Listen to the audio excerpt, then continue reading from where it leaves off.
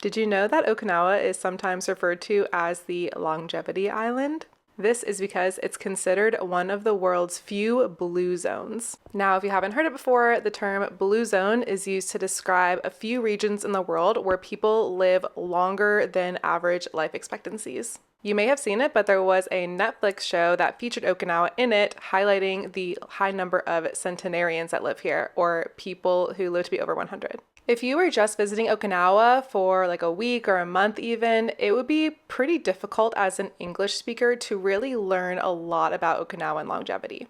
You'll definitely see a lot of older people walking around, living their lives, working and things like that, but it would be really hard to learn about Okinawa as a blue zone because it's not really advertised or promoted anywhere. This is why I was so excited to meet up with Christal and go on one of her signature Okinawan longevity tours. Christal is such a gem, and she spent the last 10 years in Okinawa, immersing herself in the culture, making those connections, learning from the local experts, and teaching others about the concepts of Okinawan longevity before this older generation is no longer with us. This is actually so important because the lifestyle and mindset of that blue zone generation is getting older and older, and it is speculated that in the coming decades, Okinawa might be taken off the list of blue zones just because that lifestyle will no longer be happening with these younger generations. Knowing this, it adds even more value to the work that Christal is doing, and if you are interested in immersing yourself in this Okinawan longevity culture, now is the time to do it. I'll share more about how you can connect with Christal a little bit later on, but right now I want to talk about the tour that we went on and then how you can get the most out of it.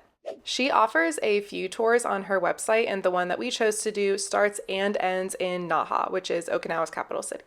Will and I invited some of our friends to join us on this tour, and we all met on the Tsubuya Pottery Street, which is a really awesome street if you haven't checked it out yet.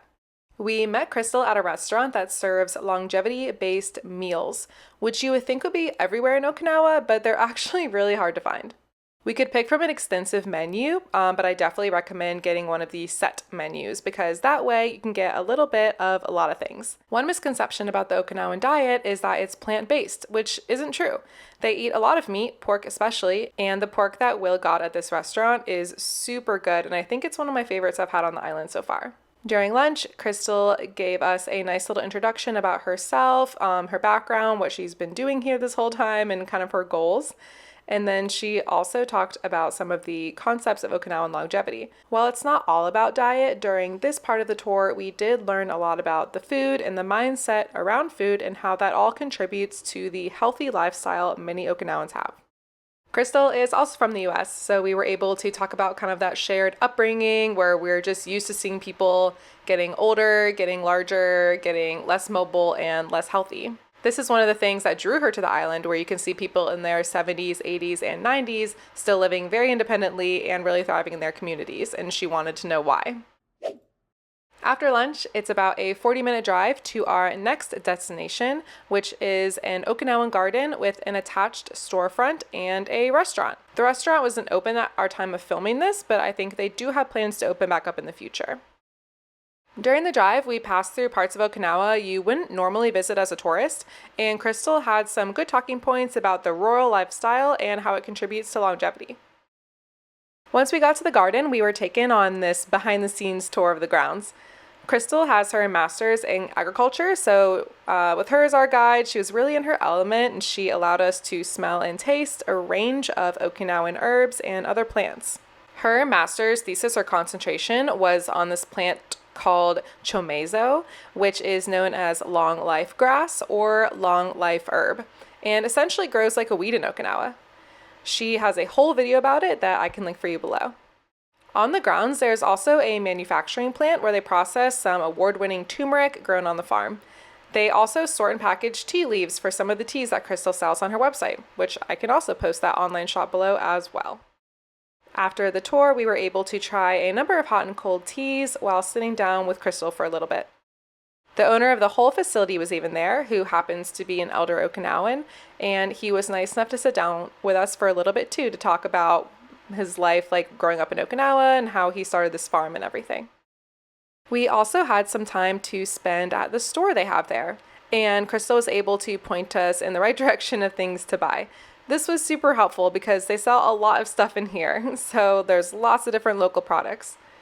I bought myself some of that chamizo tea, and you know, the taste is not my favorite, but I know it's good for me, so I'm gonna keep drinking it. From there, we made the drive back to Naha to the final and my personal favorite stop of the day. We walked along the lively Kokusai Dori to some random side street, up a stairwell, and then we entered into this retro-looking bar I would have never found on my own in 1,000 years. The very best part of this bar is that it's run by the cutest and sweetest woman in her 90s named Kimiko. She's out here working at the bar every night, chipping away at giant ice blocks, serving up drinks, and giving us rounds of tasty food. Using Christal as a translator, we were able to ask Kimiko questions about her life being young in Taiwan and then returning immediately after World War II to Okinawa during the American occupation. She's had a really storied life, and she even shared with us a book that she wrote about it.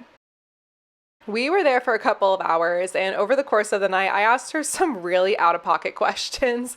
I asked her, like, what was she doing during Y2K? Like, what did she think about it? And I asked her if she had seen Titanic, and then if she thought there was room for Jack at the end, which she didn't really have a yes or no answer for that, so I think she's holding the cards close to her chest on that one. We all know there was room. But on a more serious note, we also were able to ask her a lot of questions about her childhood and her early life, and we learned a lot about her mindset around like everything that has happened to her, and then how she ended up running the bar for the last few decades. As an American, having a chance to talk to a Japanese person who was alive during World War II is definitely a very unique experience and a very humbling one, I would say. Personally, for me, I found it to be a very meaningful and impactful conversation. I'm super thankful that Christal was there to kind of facilitate these questions and conversations and encourage us to ask a lot of questions and then like helpfully translating everything that Kimiko was saying because her English is pretty limited. We didn't talk the whole time though because this bar also has a karaoke machine, and after a couple of drinks, I start to sound a lot like Celine Dion. And we were talking about Titanic, so I had to sing My Heart Will Go On. I don't know if she understood everything that I was saying, but I really hope that the emotion got through my performance and that she was at least entertained. This part of the tour is a bit open-ended, and it really just depends on vibes and like how late you want to stay and what you want to do. I think we stayed at the bar until around 10:30 at night, and I think that it was a great way to spend the night in Naha.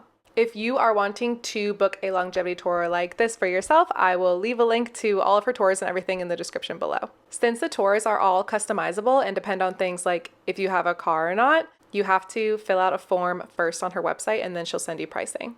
If you are wanting to go on a tour or just learning more in general, I recommend following Christal on her YouTube channel called Christal Burnette Haitai Longevity, which I will put below.